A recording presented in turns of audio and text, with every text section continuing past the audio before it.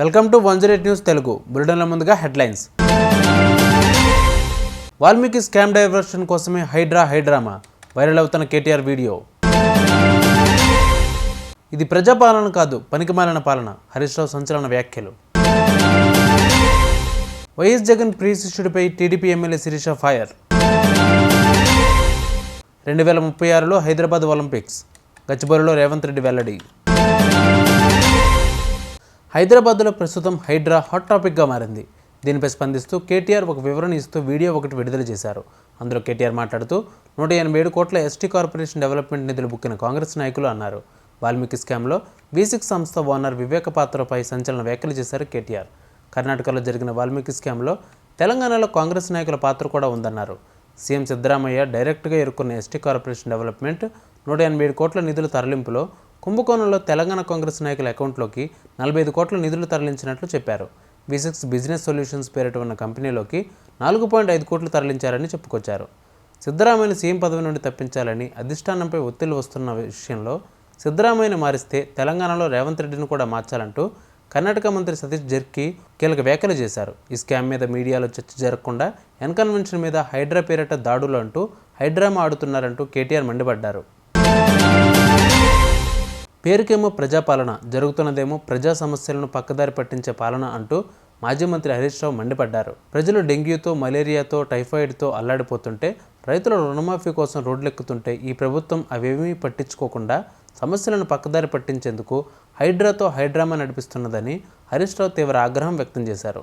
పేరుకు ప్రజాపాలన, కానీ జరుగుతున్నదంతా ప్రజా సమస్యలను పక్కదారి పట్టించే పాలన.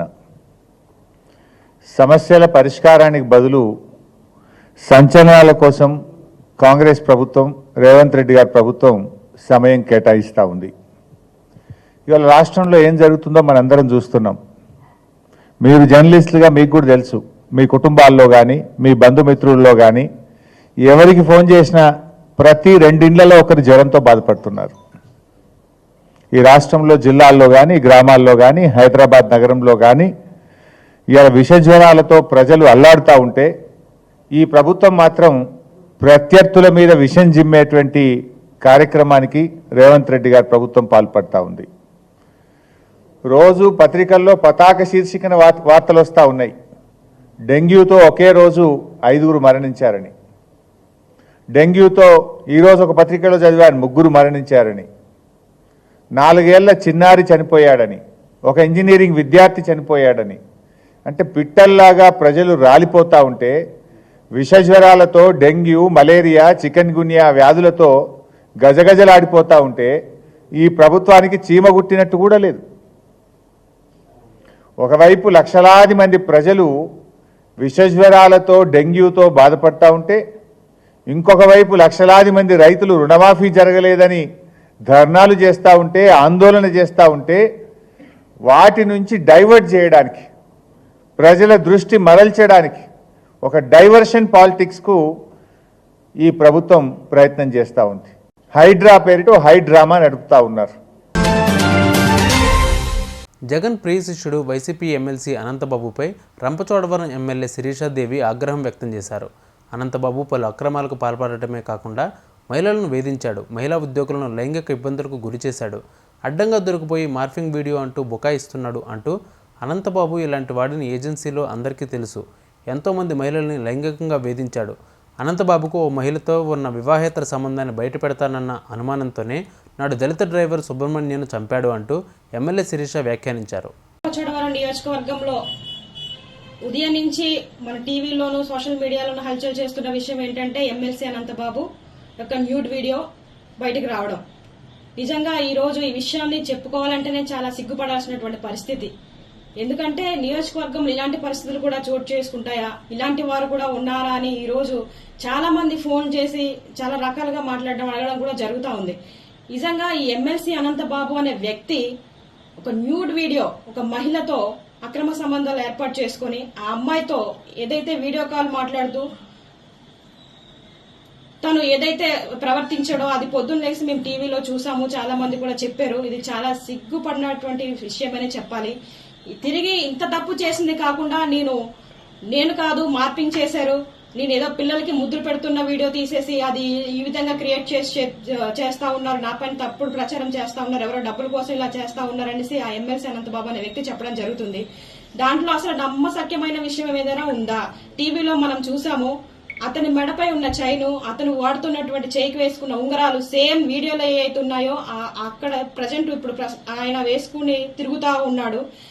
అక్కడ మార్పింగ్ చేయడానికి ఏమాత్రం లేదు. ఎందుకంటే సేమ్ ఒక వ్యక్తి నిజంగా ఏ విధంగా అయితే వీడియోలో మాట్లాడి ఏ విధంగా అయితే వ్యవహరిస్తాడో ఆ విధంగానే ఉంది. కాబట్టి ఇది న్యూడ్ వీడియో అనేది వాస్తవమే, ఖచ్చితంగా ఇది ఫేక్ అయితే కాదు, ఇది మార్పింగ్ చేసిన వీడియో అయితే కాదు. ఎందుకంటే ఇంత ఖచ్చితంగా చెప్తా ఉన్నాను, గత 10 సంవత్సరాల నుంచి అనంతబాబు అనే వ్యక్తి ఈ విధంగానే వ్యవహరిస్తా ఉన్నాడు. ఇంకా బయటకు రావాల్సిన విషయాలు చాలా ఉన్నాయి.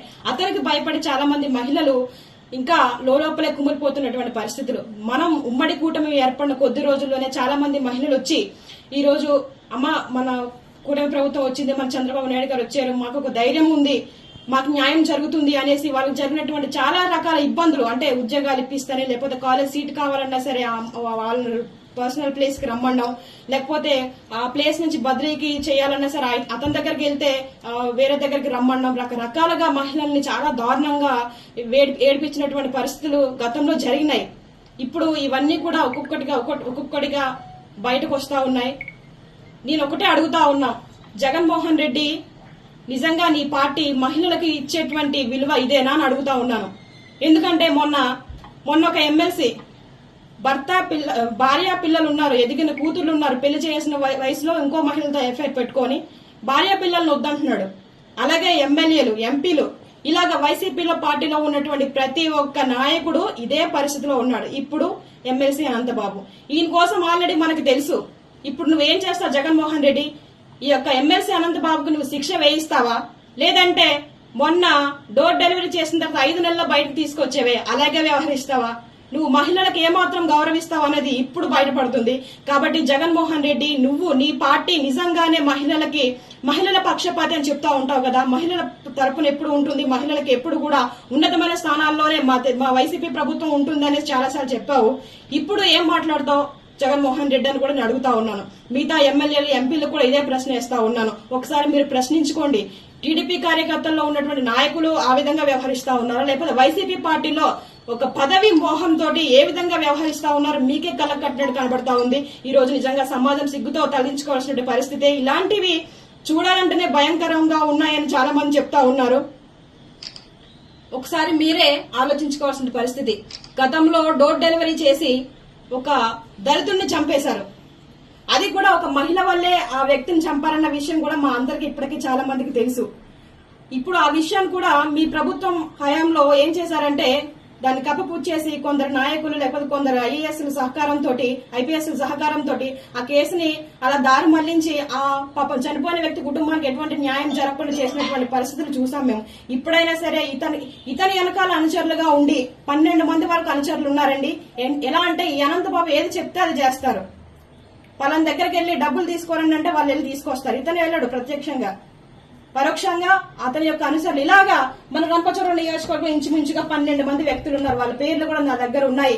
ఏదైతే ఈ దళితుడు చంపేసినటువంటి కేసు ఉందో అందులో ఆ కాకినాడ బీచ్ లో 12 మంది వరకు కూడి ఆ అబ్బాయిని చాలా చిత్రహింసలు పెట్టి ఇసుకలో తొక్కేసి అంత దారుణంగా చంపినప్పటికీ కేవలం ఒక వ్యక్తి పైన కేసు నమోదు చేశారు. ఎంత తప్పండి అది? ఎందుకు అలా చేశారు? ఒక్క వ్యక్తి చంపగలడా? కారులోన అప్పటికే వీడియోలు ఉన్నాయి. అది కూడా ఆ వీడియో రికార్డింగ్ లో ఒక మహిళ కూడా ఉంది. ఆ మహిళ ఎవరు? ఆ మహిళతో అక్రమ సంబంధం ఏర్పాటు చేసుకున్నటువంటి అనంతబాబు ఈ విషయం ఈ యొక్క డ్రైవర్ కి తెలిసింది. ఎక్కడ ఇతను బయటకు చెప్పేస్తాడో, మీడియా వాళ్ళకి చెప్పేస్తే నా పరువు పోతుందనే ఒక ఉద్దేశంతో ఆ వ్యక్తిని తీసుకెళ్లి, ఆ సుబ్రహ్మణ్యం తీసుకెళ్లి కాకినాడలో చంపేసినటువంటి పరిస్థితి. ఇప్పుడు ఈ వ్యక్తుల పేర్లు కూడా బయట పెడతా ఉన్నాను. త్వరలోనే ఈ యొక్క డోర్ డెలివరీ చేసినటువంటి ఈ సుబ్రహ్మణ్యం కేసులో కూడా సిబిఎం ఎంక్వైరీ వేసేసి త్వరగా ఎంక్వైరీ చేసి ఇతను ఖచ్చితంగా శిక్ష పడాలని మనస్ఫూర్తితో కోరుకుంటా ఉన్నాను. అంతేకాదు ఇతను ఇప్పుడు ఈ వీడియో బయటకు వచ్చిందనే కాదండి, రంపచోడవరం నియోజకవర్గంలో ఇతను చేసినటువంటి అక్రమాలు అన్ని కాదు. మీరు మొన్నే చూసుంటారు, ఎప్పుడు మా నియోజకవర్గంలో ఒక మహిళల్ని అంత దారుణంగా చంపేసినటువంటి పరిస్థితి ఎక్కడ లేదు. కానీ మొన్న తిమ్మాపురం కాలువలో ఒక మృతదేహం, ఒక మహిళ, ఇదిగోండి ఎవరో గుర్తు తెలియని మహిళ ఏలేరు కాలువ దగ్గర చంపేసి తలకి తల, మొండనికి మొండం పడేసింది. ఇది ఎక్కడ జరిగింది, ఏంటి, ఏ మహిళ అన్న ఎంక్వైరీ కూడా ఇంకా లేదు. ఇలాంటి పరిస్థితులు జరుగుతూ ఉన్నాయి. ఏమో మాకైతే ఒక డౌట్ వేస్తుంది, ఈ అమ్మాయి కూడా ఒకవేళ అనంతబాబు బాధితురాలేమో, అతను చెప్పిన మాట ఇల్లేదనేసి ఈ అమ్మాయిని కూడా చంపేశారేమో. ఒకవేళ ఈ వీడియోలో ఉన్న అమ్మాయి ఎవరైతే ఉన్నారో ఆ అమ్మాయి ఈ అమ్మాయి ఏమో, ఇలాంటి అనుమానాలు కూడా మా దగ్గర చాలా ఉన్నాయి. ఒకవేళ ఇతను ప్రత్యక్షంగా కాకపోయినా అతను అనుచరులు ఉన్నటువంటి 12 మందిలో ఎవరైనా చేశారేమో. ఎందుకంటే బెదిరింపులకు పాల్పడేది ఆ వెనకాల ఉన్నటువంటి అనుచరులే. 2036లో ఇండియాలో ఒలింపిక్స్ను నిర్వహించాలని ప్రధాని మోడీ ప్రయత్నిస్తున్నారని, అలాంటి ఒలింపిక్స్ క్రీడలకు హైదరాబాద్ వేదిక చేయాలని కేంద్రానికి విజ్ఞప్తి చేస్తామని ముఖ్యమంత్రి రేవంత్ రెడ్డి అన్నారు. గచ్చిబౌలి స్టేడియంలో హైదరాబాద్ మ్యారథాన్ 24లో అవార్డుల ప్రదానోత్సవ కార్యక్రమం జరిగింది. క్రీడా కార్యక్రమంలో ముఖ్యమంత్రి రేవంత్ రెడ్డి పాల్గొన్నారు. ఈ సందర్భంగా రేవంత్ రెడ్డి మాట్లాడుతూ, క్రీడల్లో ఆదర్శంగా నిలబడాల్సిన హైదరాబాద్ గత ప్రభుత్వం నిర్లక్ష్యం కారణంగా ఆ స్థాయికి చేరుకోలేకపోయింది. క్రీడలను ప్రోత్సహించేందుకు మా ప్రభుత్వం ఒక్కో అడుగు ముందుకు వేస్తోంది. తెలంగాణ యువతను క్రీడల వైపు మళ్లించేందుకు ప్రయత్నం చేస్తున్నాం. క్రీడలకు పూర్వ వైభవం తీసుకొస్తామని ఈ వేదికగా మాట ఇస్తున్నా. గచ్చిబౌలిని స్పోర్ట్స్ విలేజ్గా తీర్చిదిద్దుతాం. ఒలింపిక్స్ లక్ష్యంగా తెలంగాణలో యంగ్ ఇండియా స్పోర్ట్స్ యూనివర్సిటీని వచ్చే అకాడమిక్ ఇయర్లో ప్రారంభించబోతున్నామంటూ మాట ఇచ్చారు. అంతర్జాతీయ స్థాయి కోచ్లను తీసుకొచ్చి క్రీడలకు శిక్షణ అందిస్తాం అని రేవంత్ రెడ్డి హామీ ఇచ్చారు. ఇదే కాకుండా 2036లో ఒలింపిక్ గేమ్స్ని ఇండియా ఆర్గనైజ్ చేయాలని ప్రధానమంత్రి గారు ఏదైతే ఆలోచన చేస్తున్నారో ఆ ఒలింపిక్ గేమ్స్ని హైదరాబాద్ వేదికగా మేము నిర్వహిస్తాము. తెలంగాణ రాష్ట్రానికి అవకాశం ఇవ్వండి.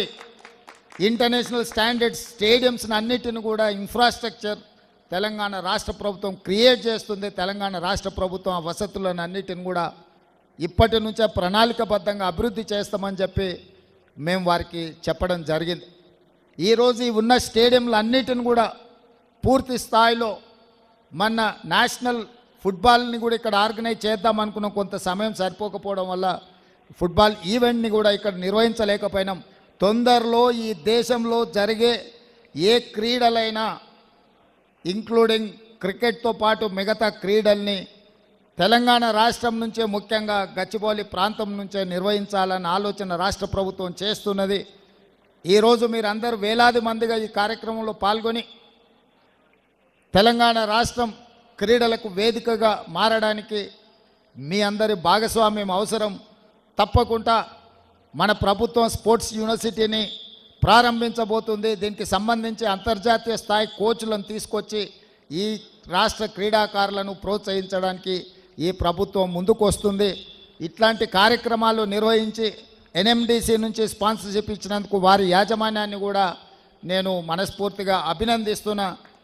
Just I wanted to share with you, Hyderabad is the place for sports and games. ఈ దేశం భారతదేశం అంటే భారతదేశంలో క్రీడలను ప్రోత్సహించే రాష్ట్రం ఏది అని ఎవరైనా అడిగితే అది తెలంగాణ రాష్ట్రమే అయ్యి ఉండాలి అని మా యొక్క ఆలోచన. ఈ ఆలోచనకు మీ అందరి సహకారం ఉండాలని కోరుకుంటూ మీ అందరి దగ్గర సెలవు తీసుకుంటున్న మిత్రులారా, ధన్యవాదాలు. చూసారు ఇవి వాళ్ళ బులెటిన్ అప్డేట్స్. మరిన్ని అప్డేట్స్తో మళ్ళీ మీ ముందుకు వస్తాను. అంతవరకు కీప్ వాచింగ్ 108 న్యూస్ తెలుగు.